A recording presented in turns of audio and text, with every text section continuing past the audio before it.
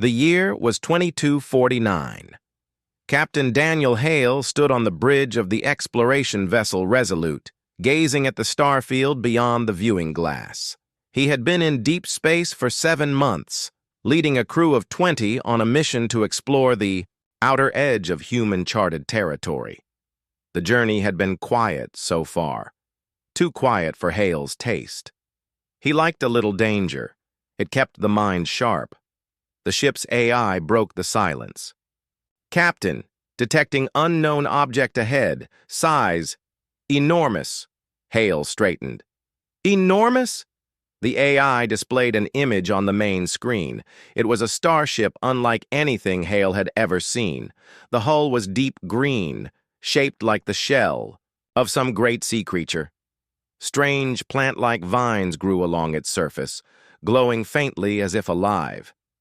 It drifted silently, but its size was staggering, at least 5 kilometers long. "Life signs?" Hale asked. "Confirmed. Multiple readings, unknown biology." The crew gathered around the main display. Some whispered in awe. Others looked uneasy. Human ships rarely met alien ones this far from trade routes. Suddenly, the ship's comms lit up. A sound filled the bridge, melodic, deep, and almost hypnotic.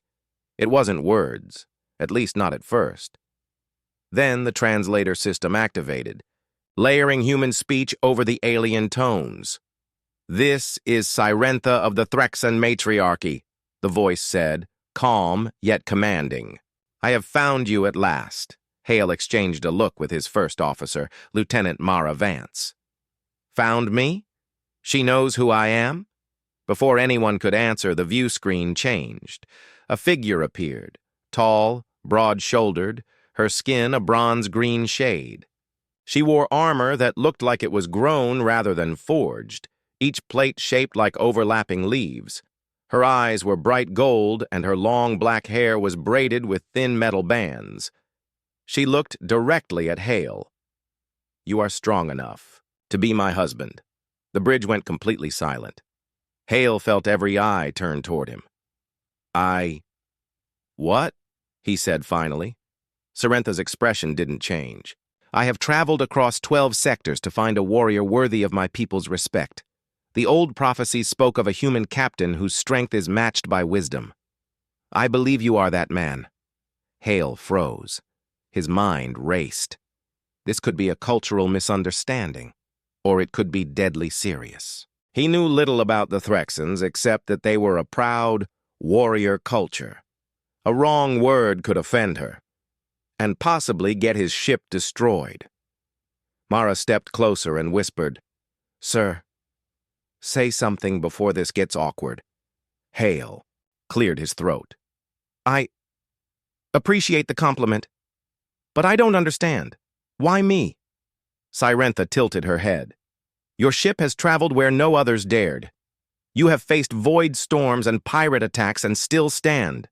Strength is not only in muscle, but in spirit. You are worthy." Hale thought quickly. "I'm honored, but in my culture we don't choose a life partner after just one meeting."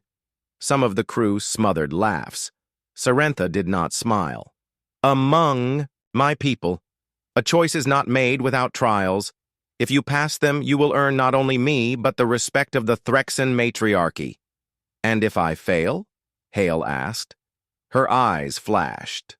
"Then you will have dishonored me, and our traditions demand a duel. To the death." The bridge went very still again. Hale's mind screamed for caution. "I see," he said slowly. "What kind of trials?" Sirentha's voice became formal, as if reciting something ancient. "3 trials. The hunt, the siege, and the trial of honor. Pass all 3, and you will be my chosen. Fail, and you will answer to our laws." Hale glanced at Mara, who gave him a look that said, "Don't make her angry." He forced a smile. "Very well. I accept the trials." Sirentha nodded once, a warrior's approval. "Then follow me. My ship will guide yours to the trial grounds." The screen went dark, replaced by the vast alien vessel turning slowly, its living vines glowing, brighter as it moved. Hours later, the Resolute entered formation behind the Threxan ship. The alien vessel radiated quiet power. No visible weapons, but Hale had no doubt it could crush his ship in seconds if provoked. In the captain's ready room, Mara confronted him. "Sir, you can't be serious. We don't even know their rules. You could end up dead in the first trial." Hale poured himself a small cup of synthetic coffee. "I know. But if we refuse, we might still end up dead. At least this way we buy time, and maybe learn something about them." "You think she's telling the truth about the prophecy?" Hale took a slow sip. "I think she believes it. And that's enough to make it dangerous." Mara leaned on the desk. "So what's the plan?" "We go in careful.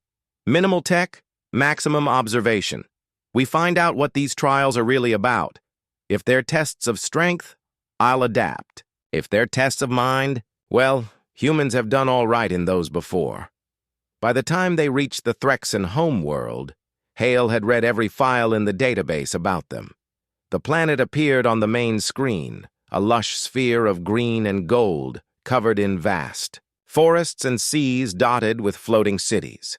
Towering spires shaped like giant trees rose from the surface. A landing platform extended from one of the largest structures, and the alien ship descended. The Resolute followed, landing beside it. Sirentha was waiting when Hale stepped out. She was taller than he remembered from the screen, and her armor gleamed in the sunlight. Around them, other Threxans watched with curious, sharp-eyed stares. "Captain Daniel Hale," she said formally. "Welcome to Threx Prime. Your first trial begins at dawn." Hale kept his voice steady. "Then I'd better get some rest." Sirentha's gold eyes narrowed slightly, as if judging him again. Then she turned and walked away, her armored steps ringing on the platform. Mara whispered beside him, "Strong enough to be her husband, huh? You'd better hope she likes your sense of humor." Hale didn't answer. He was already thinking about what kind of hunt he would be walking into tomorrow, and whether he'd survive to see the second trial. The morning air on Threx Prime was heavy with the scent of strange flowers and damp earth. The twin suns rose slowly, casting gold and green light over the vast jungle that stretched to the horizon. Captain Daniel Hale stood at the edge of the landing platform, dressed in light armor given to him by the Threxans. It was tougher than human gear, made from the hide of some massive beast. He carried no rifle, only a short blade and a coil of thin rope. "This is all they gave you?" Lieutenant Mara Vance asked, frowning. She had insisted on seeing him off. "No scanner? No comms? No backup?" Hale shrugged. "Apparently this is their idea of fair." Sirentha approached, her steps firm and silent despite the heavy armor she wore. She carried a long spear, its tip glowing faintly. Behind her came a group of Threxan observers, all tall and serious. She stopped in front of Hale. "Today you face the hunt.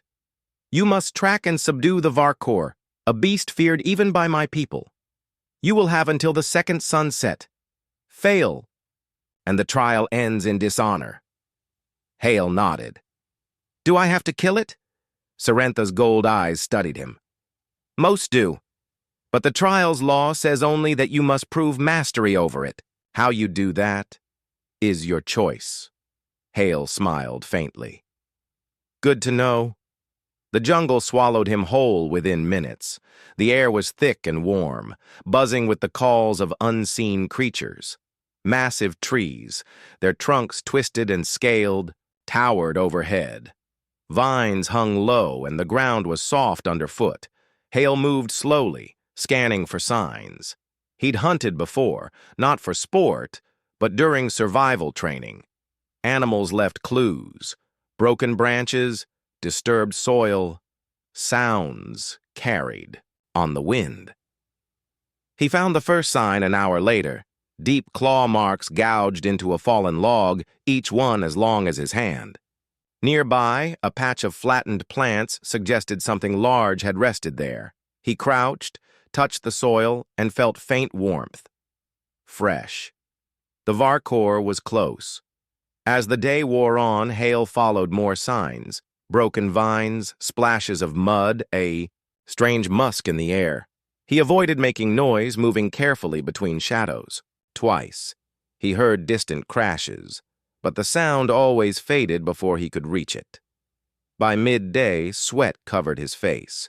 His water supply was low, so he drank from a clear stream, keeping one ear tuned for movement. That's when he saw it.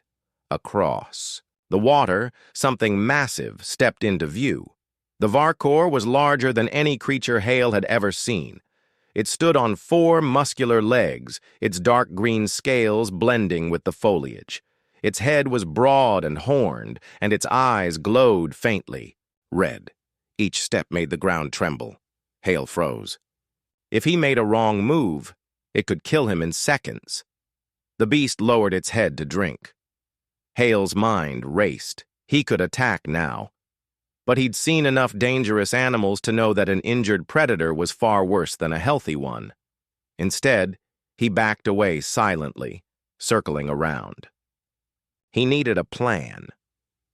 For hours, Hale shadowed the Varkor, watching how it moved.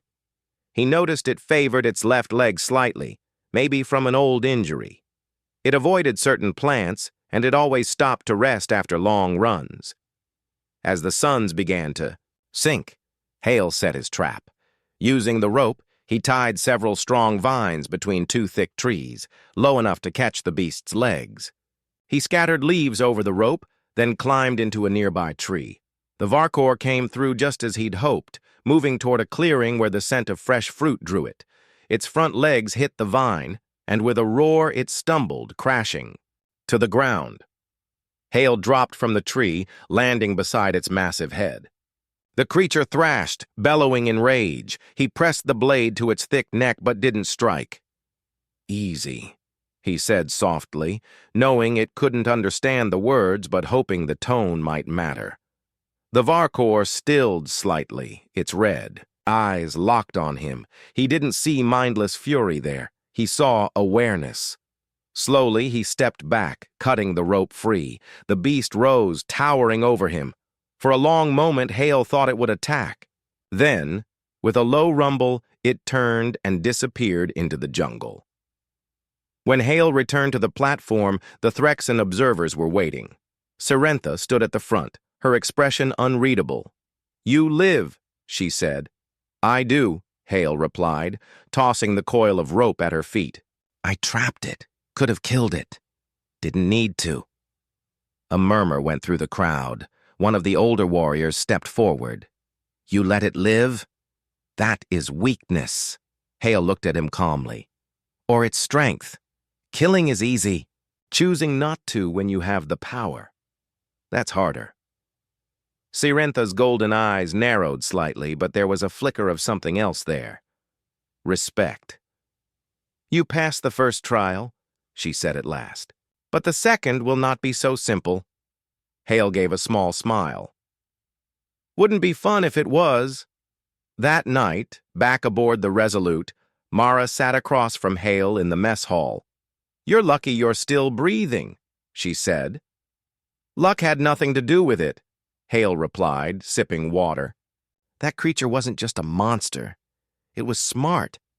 Maybe even more than they think." "You think that's why Sirentha looked at you like that when you came back?" Hale shrugged. "Maybe. Or maybe she's wondering if I'm the kind of leader who can survive without swinging a blade every time." Mara smirked. "Or maybe she's just wondering how you're going to handle trial number 2.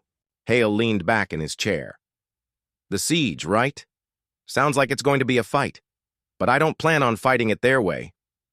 Outside the viewport, Threx Prime's twin suns dipped below the horizon, and the jungle faded into darkness. Somewhere out there, the Varkor roamed free, and Hale couldn't help feeling they might meet again. The morning after the hunt, Captain Daniel Hale was summoned to the Threxan training grounds. The place looked like a small fortress built inside a vast canyon, its high stone walls lined with watchtowers. Warriors in green and bronze armor moved, in disciplined formation, carrying heavy spears and curved blades. Sirentha met him at the gate, her golden eyes sharp as ever. "Today, Captain, you face the second trial, the siege." Hale adjusted the light armor they had given him again. "So, what's the plan?" "I defend something." Sirentha nodded. "A Threxan settlement is under attack by raiders. Your task is to protect it until reinforcements arrive. You will command the defense. The raiders will come in waves. They will not stop until they break through or until the time limit is reached." Hale thought for a moment. "And I assume the raiders in this test are your own people?" Sirentha's lips curled into a faint smile. "They are Threxan warriors trained to mimic the real thing, but they will fight with full force." Inside the fortress, Hale was shown the settlement. It was a cluster of simple wooden and stone buildings, surrounded by a low wall. A dozen Threxan guards stood ready, their armor gleaming, their faces stern. Mara had been allowed to observe from a safe platform high above. She gave Hale a small wave but didn't call out. This was his trial, and no one could help him. One of the Threxan guards stepped forward. "We fight with you, human. Give us orders." Hale studied the area. The wall was too low to hold against a determined attack. The gate was wide enough for several warriors to rush in at once. The surrounding canyon had plenty of high ground that attackers could use. "All right," Hale said. "First, we change the way we're defending this place." For the next hour, he had the guards dig shallow trenches in front of the wall, filling them with loose rocks and debris to slow charging enemies. He ordered barrels of water to be placed near the gate, not for drinking, but to be thrown on the ground to make it slippery. Then he had the villagers, played by Threxan trainees, move supplies and food out of sight. "If raiders think we have nothing worth taking, their morale drops," he explained to the guards. The guards exchanged doubtful looks but followed his orders. Finally, Hale climbed the watchtower and scanned the canyon. He saw movement, shapes darting between the rocks. The raiders were coming. The first wave hit fast. Dozens of warriors charged from the canyon mouth, shouting war cries. Instead of meeting them head-on, Hale ordered the guards to stay behind the wall and throw spears in a steady rhythm. The trenches slowed the attackers, forcing them to bunch together. Spears struck true, dropping several before they could reach the gate. Those who did reach it slipped on the water Hale had ordered spilled, losing momentum and balance. The defenders pushed them back without losing a single guard. When the raiders retreated, Hale didn't celebrate. He knew it was just the beginning. The second wave came from two sides at once, using ladders to try and climb over the wall. Hale had prepared for this. Buckets of sand and loose dirt were ready at each section. When the attackers started climbing, defenders poured the dirt down, blinding them and making them lose grip. Instead of chasing the retreating attackers, Hale ordered the guards to reset traps and refill supplies. "Never waste strength in chasing when you're defending," he told them. "Let them spend their energy coming to you." Sirentha watched from a distance, her expression unreadable. The third and largest wave came in silence. No war cries this time, just a determined march. The attackers carried heavy shields and moved in formation. Hale recognized the tactic. They were trying to push through by sheer force. "Let them come closer," he ordered. The guards hesitated but obeyed. When the attackers reached the trenches, Hale gave the signal. The defenders pushed large logs from the wall, rolling them into the enemy formation. The heavy wood broke their line and scattered them, making it easier for the guards to target them one by one. The sound of the signal horn finally came. The reinforcements had arrived. The attackers withdrew. The siege was over. The guards cheered, but Hale only leaned on the wall, catching his breath. It hadn't been physically hard for him, but mentally, Every second had been a test. Sirentha approached. You defended the settlement without losing a single guard. Impressive. Hale nodded. I did it by avoiding unnecessary fights. Strength isn't just swinging a sword. It's knowing when not to. One of the older Threxans nearby frowned. You hid behind walls. You set traps. That is not how a warrior fights. Hale turned to him. A warrior's job is to protect people. I did that. Your walls are still standing. Your people are alive. If you want glory, charge into the enemy. If you want victory, use your head. The older warrior looked ready to argue, but Sirentha raised a hand. Enough. He passed. Later, back aboard the Resolute, Mara found Hale in the observation lounge, staring out at the stars. You realize some of them think you're a coward, she said. Yeah, Hale replied, not looking away from the stars. But some of them are starting to think differently. That's how change starts, one doubt at a time. Mara smirked. You're playing a dangerous game, Captain. Hale finally looked at her. If I play it right, we might win more than just these trials. We might make friends in a place humans have none. She leaned against the wall. So what's next? He took a deep breath. The trial of honor. And something tells me that one's not going to be about fighting at all. Outside, the alien stars of Threx Prime burned brightly. Hale knew the real challenge ahead wouldn't be about weapons or tactics. It would be about hearts, pride, and the weight of two very different worlds. The next morning, Captain Daniel Hale was led to a high plateau overlooking a Threxan city. The sun glinted off the tall spires and domed buildings, giving the entire settlement a golden-green glow. Soldiers and civilians alike moved through the streets below, carrying out their daily tasks. Hale had no armor this time, only simple clothing to match the civilians. Sirentha walked beside him. The final trial is not about strength or battle, she said. It is about honor. You must mediate a conflict between two Threxan clans. Failure will dishonor you and your people. Hale stopped, trying to process what that meant. So, talking? Negotiating? Sirentha nodded. And walking the fine line between pride and compromise. Your choices will be observed by the Council of Elders. You will have no weapons.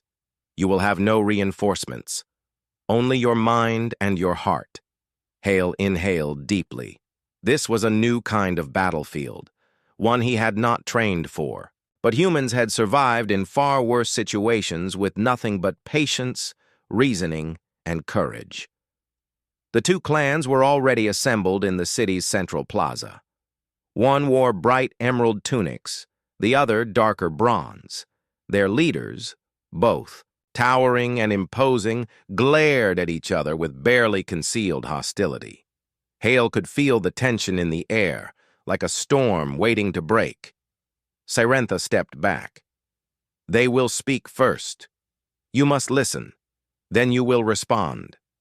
Hale nodded and stepped forward. The leader of the Emerald clan spoke first. Our lands were taken by the Bronze clan. They claim the eastern orchards. We demand they return what is ours.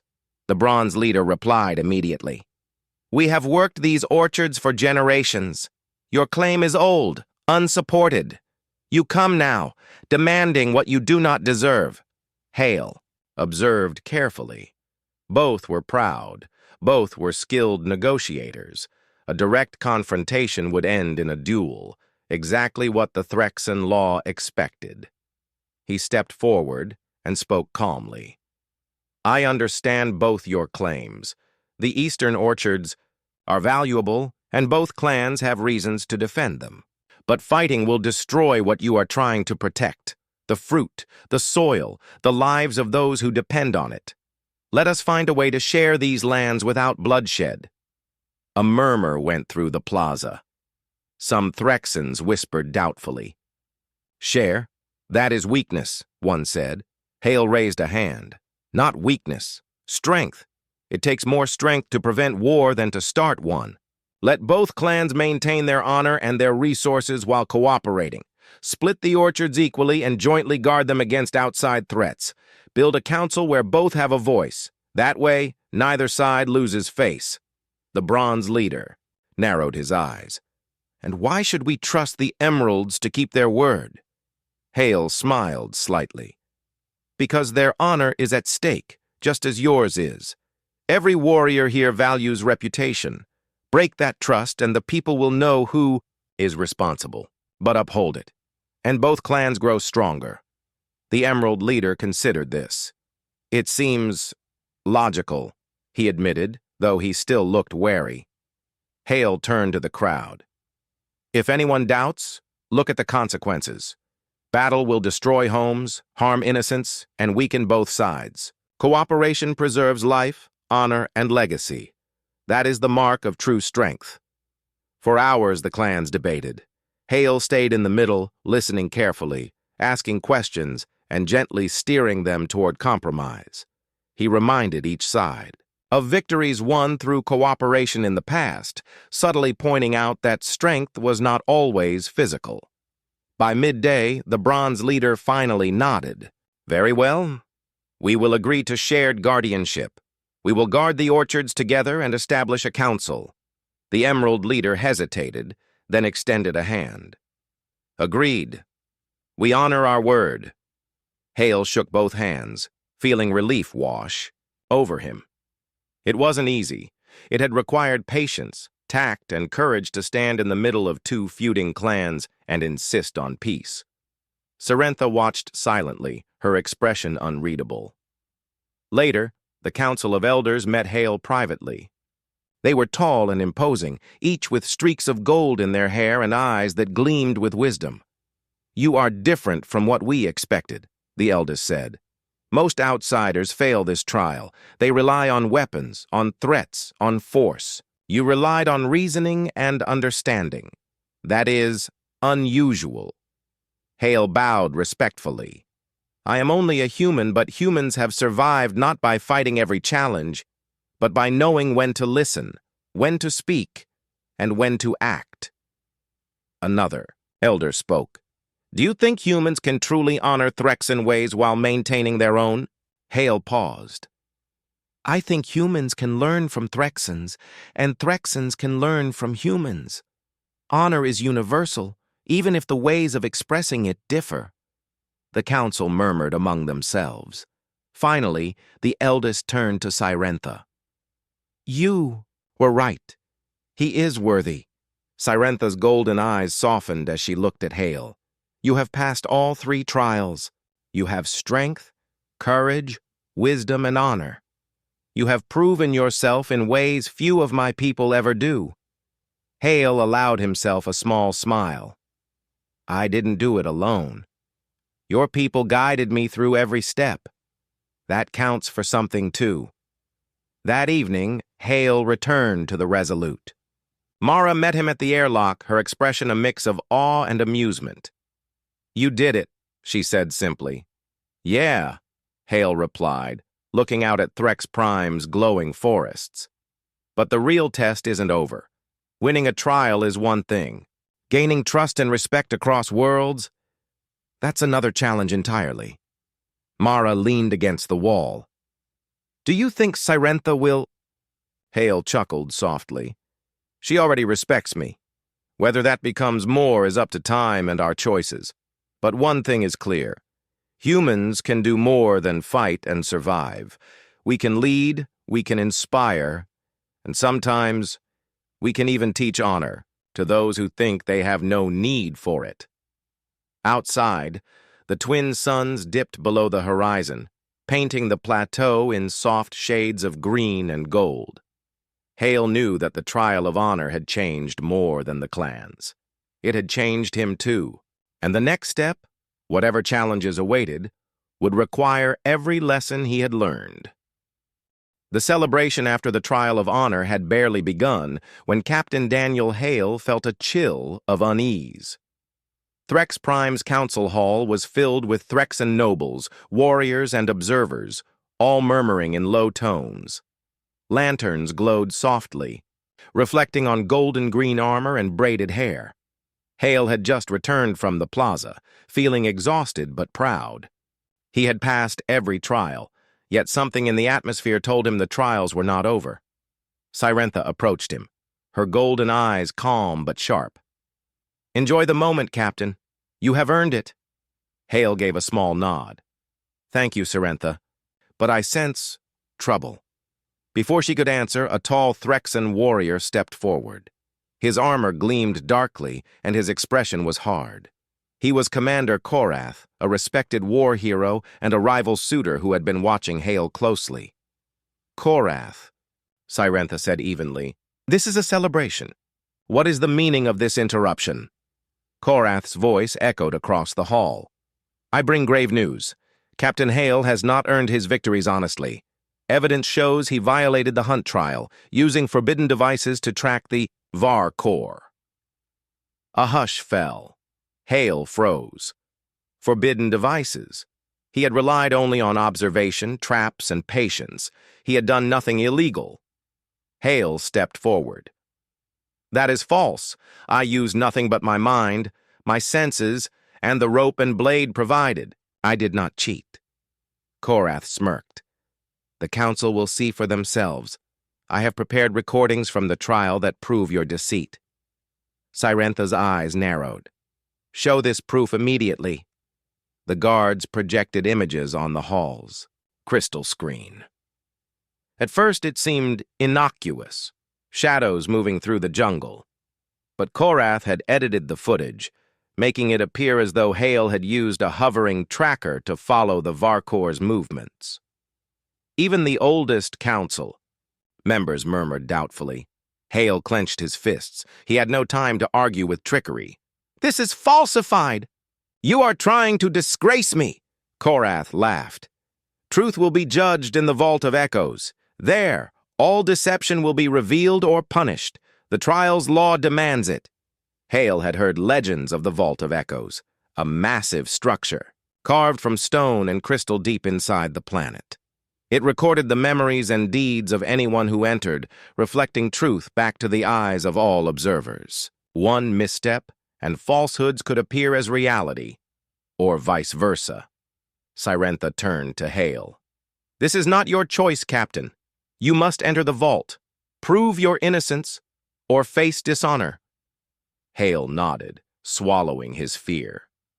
He had faced deadly creatures, waves of attackers, and political tension, but nothing like this. His mind had to remain clear. "Lead the way," he said firmly. The vault was enormous. Towers of crystal reflected the twin suns' light from outside, sending rainbows across the hall. As Hale stepped inside, he felt a strange pull, almost as if the building were alive. The walls whispered faintly, voices from the past, echoes of truth. Korath and several council members followed, observing silently. Hale knew that any faltering thought could give the vault the wrong signal. He focused, recalling every step of the hunt trial in perfect detail, the torn vines, the claw marks, the placement of the rope trap, and the Varkor's escape. The vault shimmered, projecting images into the air. It first showed the jungle, then Hale moving carefully, climbing trees, checking tracks. The Varkor appeared, moving exactly as Hale had described. Every step, every decision was true. Korath's frown deepened. He had tried to manipulate perception, but the vault recorded reality, not deception. Then the vault shifted, projecting Hale's thoughts during the trial. His caution, his respect for the creature, his determination to avoid unnecessary violence. Everything was visible.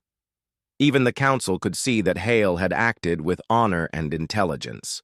Sirentha stepped closer. "See, council, he is honest. His mind, his actions, his choices, all reflect truth." One elder murmured, clearly impressed. Another whispered, "Perhaps the human is stronger than we imagined." Hale exhaled, relief washing over him. But the vault had one final test. It reflected not only actions, but also the inner fears of those who entered.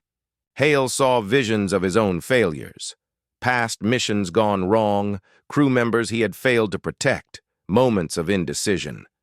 He felt fear and doubt rising. Could he face these mistakes without crumbling? He remembered every lesson the trials had taught him. Strength was not just physical. Courage was acting despite fear. Wisdom was learning from mistakes. He breathed deeply and focused on the present.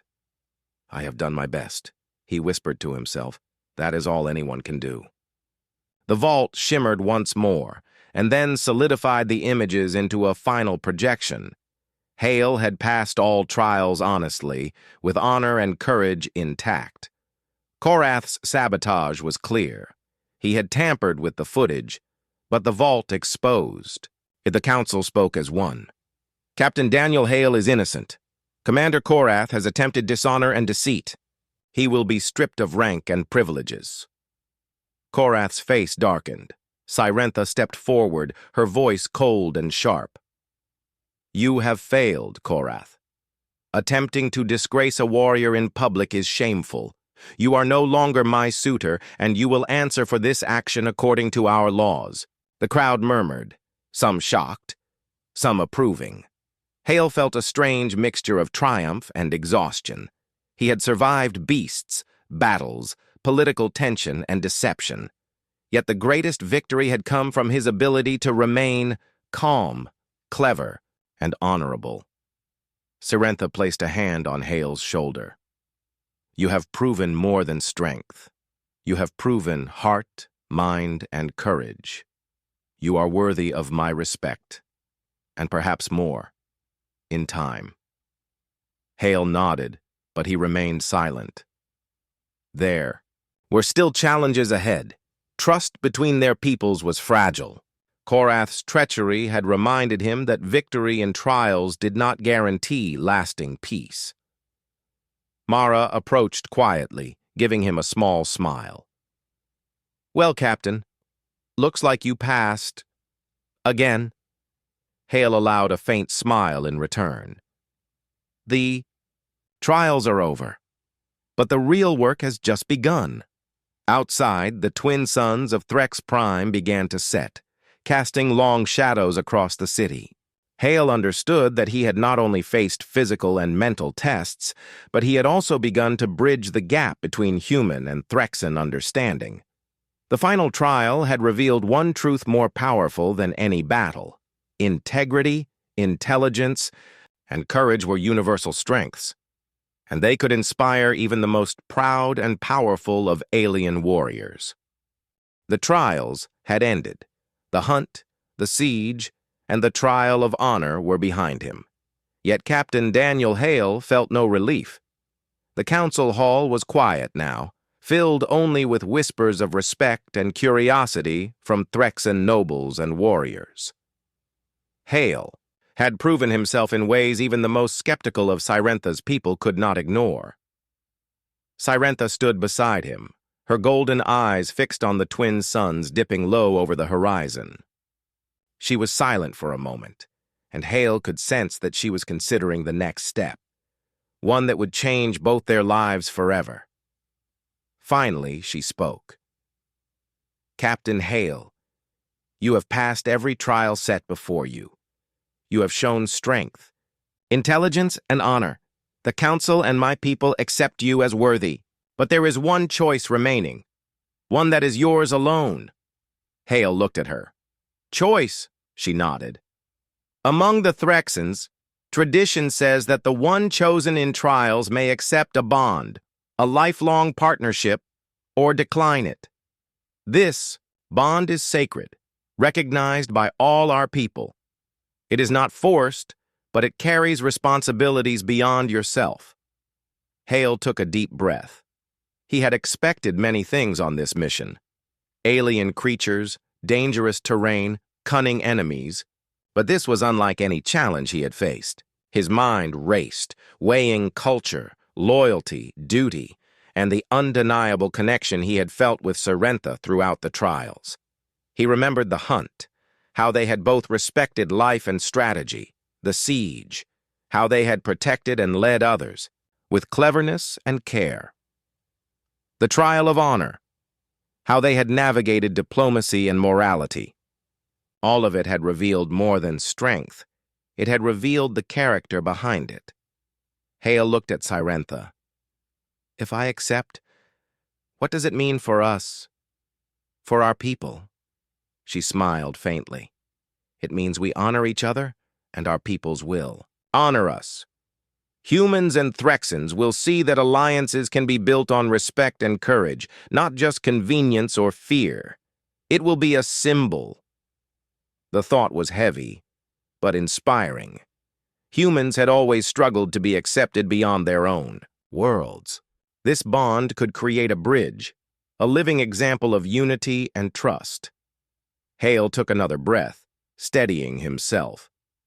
Then I will accept, not because of tradition, but because I see value in what it represents, in what we can achieve together. Cyrentha's golden eyes softened, a rare warmth breaking through her usual warrior composure. Then it is done. You are my chosen, and I am yours. The council erupted in quiet applause, not of celebration, but of deep respect. Warriors and elders alike bowed slightly, acknowledging the significance of this decision. It was more than personal. It was symbolic. That evening, Hale walked with Cyrentha atop a high balcony overlooking the Threxan city. The twin suns had set, leaving a sky painted in shades of gold, green, and violet. Below, lights flickered, along streets highlighting the calm after the trials. You were impressive today, Cyrentha said, her voice soft but firm. The vault showed not only your actions but the strength of your spirit. Few humans could have remained so calm and true. Hale chuckled quietly. I've faced worse than accusations and political games. I just didn't expect that this would feel more dangerous than the hunt or the siege, Cyrentha smiled. Sometimes the hardest battles are not fought with weapons. You have learned that? Hale nodded, thinking about Mara, the crew, and all the lessons of the past weeks. And sometimes the hardest choices are not about winning, but about doing the right thing. She looked at him, her golden eyes reflecting starlight.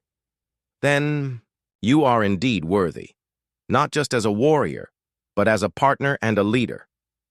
Back aboard the Resolute, the crew gathered to celebrate the success of their mission and the trials Hale had endured. Mara clapped him on the shoulder. You did it, Captain, and not just survived, you inspired them, humans and Threxans alike. Hale smiled, tired but proud. It wasn't just me. Every lesson, every challenge, it's all about how you handle what's in front of you. And I had the best team with me. As the crew cheered, Hale allowed himself a quiet thought. Humans had always been underestimated in the galaxy. They were often thought of as fragile, reckless, or too emotional. But he had seen their potential, courage, intelligence, and the ability to make tough choices with honor. Humans were strong not just in body, but in mind and heart, and now, perhaps, others would see it too. The next morning, Hale prepared to leave Threx Prime. The Council had approved the continued exploration mission under the understanding that humans and Threxans could cooperate. Ships were refueled, stores restocked, and protocols aligned for joint missions. Cyrentha walked with him to the docking platform. Captain Hale, our journey together is only beginning. There will be challenges beyond your world, beyond this planet, that will test all we have learned. Hale looked at her, feeling both respect and something deeper. I am ready. If we face the galaxy together, we face it with strength, honor, and trust. That's more than any trial can teach. Cyrentha's lips curled into a rare smile. Then let us go. Together. The Resolute lifted off, engines glowing in the morning light.